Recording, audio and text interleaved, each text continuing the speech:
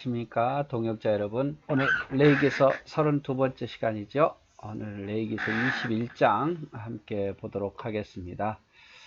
21장을 보기 전에 먼저 우리가 보아야 될 것은, 우리가 계속해서 내가 하나님이니까 너희는 하나님 백성이니까 이렇게 지켜야 할 거다라는 법도에 대해서 계속 이야기합니다. 앞에서 제가 이렇게 계속 또 강조하고 또 강조하고 반복하는 것은 그만큼 중요하다는 거예요. 자, 17장에서는 짐승을 잡을 때 여호와의 장막 앞에서 잡으라. 그리고 짐승의 피나 기름은 먹지 말고 피는 제단에 쏟고 기름은 태워 없애라. 죽은 것은 먹지 말라. 하나님 백성이니까.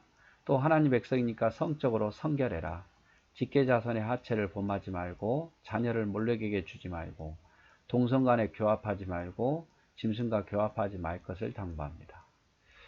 이렇게 요런 것을 이렇게 하면 이제 20장에서는 요런 사람들은 용서받지 못하고 사형에 해당된 것을 이야기해요. 그래서 직계자손의 하체, 자녀를 몰래게 주는 것, 동성간의 교합, 짐승간 교합 하지 말고 성적으로 성결하라고 했는데, 만약에 그걸 한다면 용서받지 못하고 사형에 해당된다 이 말이죠. 우상숭배, 근친상간, 부모저주, 짐승과 교합, 동성간의 교합.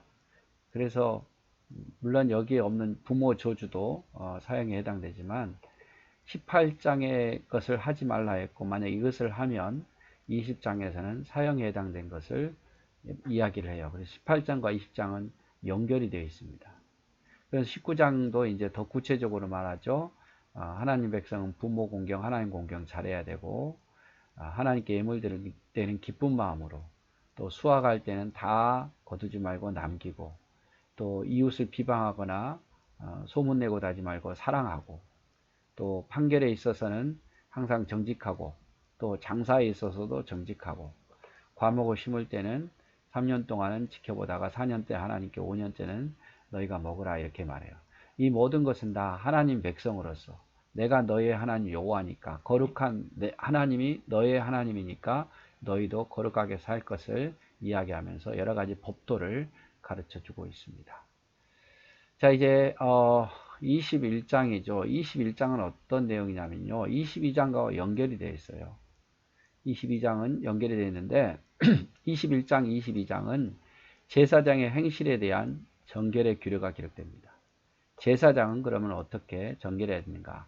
앞에서부터 쭉 우리가 17장에서부터 20장까지는 일반 백성, 하나님 백성이 어떻게 정결한 모습으로 살아야 되는가 법도를 말했다면, 이제 21장, 22장은 다시 제사장의 행실에 대한 규례가 들어있어요.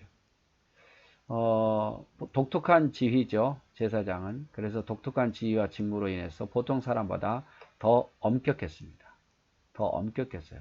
더 깨끗하고 정결해야 됐다는 거죠. 조금만 흠이 있어도 하나님께 나아갈 수 없었습니다. 하나님을 섬기는 자들을 소홀함이 없게 하기 위해서. 그래서 하나님을 섬기는 자, 하나님을 늘 가까이 하는 자는 더 소홀함이 없어야 되고 더 정결해야 됨을 이야기를 하고 있는 겁니다. 자, 내용을 한번 볼까요? 제사장의 정결함에 대한 이야기. 1절, 여호와께서 모세에게 이르시되 아론의 자손 제사장들에게 말하 이르라. 그의 백성 중에서 죽은 자를 만짐으로 말미암아 스스로 더럽히지 말려니와 그의 살붙인 그의 어머니나 그의 아버지나 그의 아들이나 그의 딸이나 그의 형제나 출가하지 아니한 처녀인 그의 자매로 말미암아 몸은 더럽힐 수 있다 이렇게 말해요. 일단 제사장은요, 죽은 것을 만지지 말아야 돼요. 죽은 것을 가까이 해서는 안 되고 만지지 말아요. 왜? 일반 백성보다 더 거룩해야 되니까. 하지만 제사장이 예외가 있었죠. 그의 어머니가 죽었다든지 아버지가 죽었다든지 아들이나 딸이 죽었다든지 출가하지 않은 자매, 그 형제가 죽었다면, 형제나 자매가 죽었다면 그런 시체를 만질 수 있었다 이 말이죠. 왜냐하면 직계자손이잖아요. 직계니까 직계는 허용해 줬어요. 제사장의 경우는 직계는 허용해 줍니다. 다른 뭐 죽은 거라든지 다른 사람 시체를 만지면 안 되고 직계에 있어서는 만져도 된다. 그거는 용납한다 이렇게 말한 거죠. 나중에 이제 대제사장은요, 이 직계도 안 돼요. 직계도. 제사장만 되는 거. 대제사장은 딱 한 명뿐이잖아요. 자, 제사장은 그의 백성의 어른인즉 자신을 더럽혀 속되게 하지 말라. 왜? 어른이니까. 백성의 모범이 되고 또 가르치는 자고 중보자 역할을 하잖아요. 그러니까 더 더럽혀서는 안 돼요. 제사장들은 머리털을 깎아 대머리 같게 하지 말며 자신의 수염 양쪽을 깎지 말며 살을 베지 말고 그들의 하나님께 대하여 거룩하고 그들의 하나님의 이름을 욕되게 하지 말 것이며 그들은 여호와 화제 곧 그들의 하나님 음식을 드리는 자인즉 거룩할지니라. 자, 백성의 어른이고 또 하나님의 음식을 하나님께 음식을 바치는 자니까 더 거룩해라 그 말이에요. 왜? 어른이니까. 하나님께 음식을 드리고 하나님을 가까이 하는 자니까. 그래서 제사장은 또 머리를 깎지 말라. 깎아서 대머리 같이 하지 말고 자기 수염을 양쪽에 깎지 말고 살을 베지 말라. 이런 것은요, 다른 이유가 아니라 다른 우상을 섬기는 선지자들, 우상을 섬기는 제사장들이 이렇게 했기 때문에 그들을 따르지 말라 이 말이에요. 혹시라도 오염될 수 있으니까 아예 차단시키는 거죠. 다른 신을 섬기는 제사장들은 이런 모습인데 너희는 그를 따르지 말고 하나님 백성으로서 정결하게 하나님의 제사장이니까 이걸 따르지 말라 이 말이죠. 자, 그들은 부정한 창녀나 이혼당한 여인을 취하지 말지니 이는 그가 여호와 하나님께 거룩함이라. 제사장은 부정한 창녀를 아내 삼는다든지 이혼당한 여인을 취하는 거 이렇게 하지 말란 말이에요. 이혼당한 여인도 결혼할 수 있지요. 그런데 제사장에게 있어서는 하나님을 가까이 하는 자니까 이혼당하는 여인이나 부정한 창녀를 아내로 두지 말라 이 말이죠. 너는 그를 거룩히 여기라. 그는 내 하나님의 음식을 드림이라. 자, 백성들아 제사장을 거룩히 여기고 하나님 앞에 음식을 드리니까 그를 존경하라 이 말이죠. 너는 그를 거룩히 여기라. 너희는 거룩하게 하는 나 여호와는 거룩함이라. 자, 하나님이 거룩하니까 제사장도 거룩해야 되고 백성은 제사장을 거룩히 여기라 이 말이죠. 어떤 제사장의 딸이든지 행음하여 자신을 속되게 하면 그의 아버지를 속되게 하면 그를 불살할지라. 만약에 제사장의 딸이 행음을 행했다. 일반 백성도 합의하에 이렇게 행음을 하면 그 배상금으로 끝났는데 그런데 제사장의 딸이 행음을 하면 합의하에 행음을 하면 일반 백성은 배상으로 끝났지만 제사장의 딸은 불사를 하면 아버지를 욕되게 했으니까 더 자식들도 더 정결해야 되고 제사장도 정결해야 되는 것을 이야기를 하고 있어요. 그래서 제사장은 일반인의 시체를 만질 수 없고 골육의 시체만 만질 수 있었습니다. 골육에 대한 책임은 제사장도 회피할 수 없었기 때문이죠. 자, 머리털을 깎아 대머리처럼 하지 말고 수염을 깎지 말고 살을 베지 말라. 이 같은 행위는 우상 숭배자들의 관습이었으니까요. 기생이나 부정한 여인을 아내로 취하지 말라. 제사장의 딸이 행하면 아버지를 욕되게 하면 그를 불사르라. 지도자의 책임이 크다는 거예요. 그러니까 더 제사장은 자녀들에 있어서 더 신앙으로 더 확실하게 관리하고 감독해야 될 것을 이야기를 하는 거예요. 대제사장이죠. 제사장이 아니라 대제사장. 자기의 형제 중 관유로 부음을 받고 위임되어 그 예복을 입은 대제사장. 자, 관유로 기름 부어서 위임되고 예복, 대제사장만 예복을 입었거든요. 예복, 이런 거 다 화려하게 입은 것은 대제사장만 입어요. 이런 예복을 입었으니까 대제사장 그의 머리를 풀지 말며 그의 옷을 찢지 말고 어떤 시체든지 가까이 하지 말라. 그의 부모로 말미암아서도 더러워지게 하지 말라. 그는 성소에서 나오지 말고 즉 계속 못 나오는 게 아니라 그 예식을 행하는 동안은 성소에서 나오지 말고 그의 하나님의 성소를 속되게 하지 말라. 이는 하나님께서 성별하신 관유가 그 위에 있음이라. 나는 여호와라. 자, 제사장보다 더 제사장은 어른이고 제사장은 하나님께 음식을 드리는 자지만 대제사장은 관유가 부어졌어요. 하나님이 특별한 예복을 입고 그러니까 더 정결해야 됐어요. 심지어 머리를 풀지 말라. 그 제사 드리는 동안에는 머리를 풀지 말라. 또 옷을 찢지 말라. 어떤 시체, 부모의 시체도 가까이 하지 말라. 제사장은 부모 직계자손은 가능했는데 대제사장 아예 그것도 못하게 한 거예요. 또 제사 드리는 기간 동안에는 뭐 일주일이 됐든 한 달이 됐든 성소에서 못 나오게 만들고 또 관유를 부었기 때문에 늘 자기 스스로를 거룩히 하라 이 말이죠.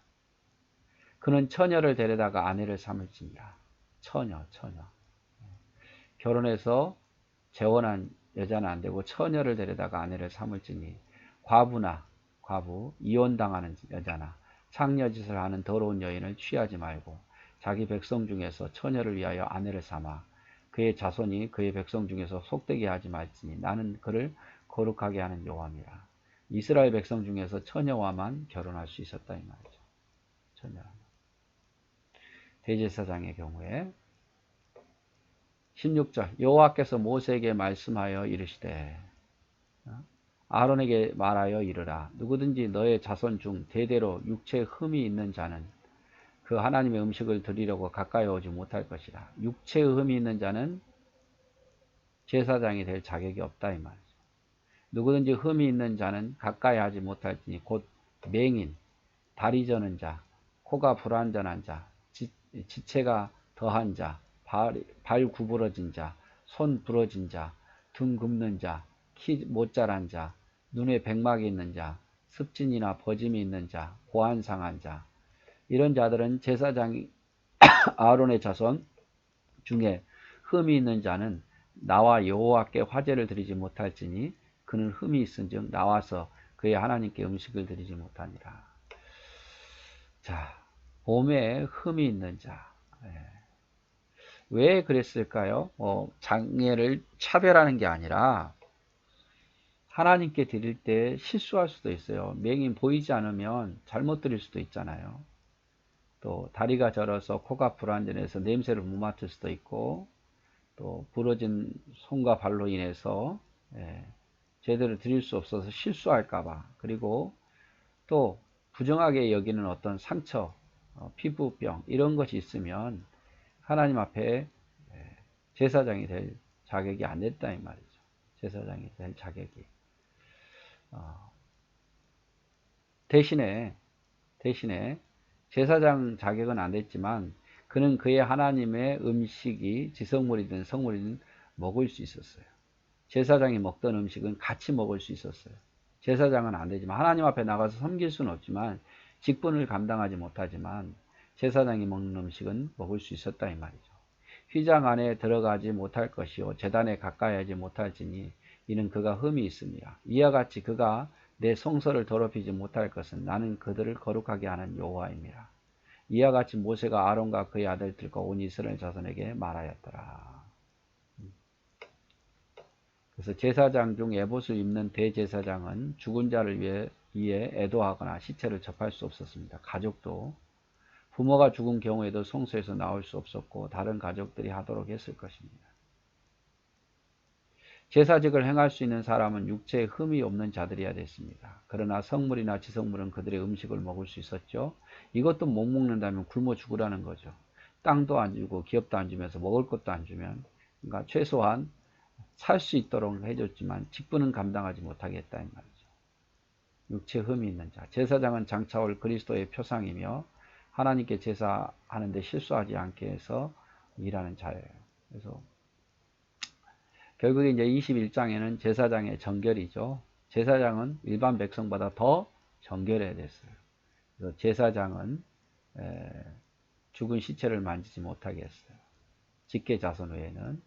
그리고 제사장은 더더욱이 이방 제사장 하는 것처럼 머리털을 깎는다든지 수염을 깎는다든지 살을 베는 일을 하지 말라. 제사장은 백성의 어른이고 하나님께 음식을 드리는 자다. 회개하면서 더 거룩할 길을 원하고 부정한 창녀나 이혼당한 여인을 취하지 말라. 그리고 제사장의 딸이 행음하면 책임이 아버지에게도 있고 딸에게도 있으니까 그는 보상으로 끝나는 게 아니라 불사를 집니다. 대제사장의 경우는 직계자손도 시체를 만지지 못하게 하고 예배 중에는 정결례식 하는 동안에는 성소에서 나오지도 못하겠어요. 관유를 부어줬기 때문에 처녀를 아내 삼아야 됐고 그러니까 제사장은 또 육체에 흠이 있으면 제사장이 직무를 감당하지 못했습니다. 그러나 제사장이 먹는 모든 음식은 같이 먹을 수 있었어요. 그래서 오늘은 제사장의 정결에 대해서 쭉 보았습니다. 오늘도 수고하셨습니다. 사랑하고 축복합니다.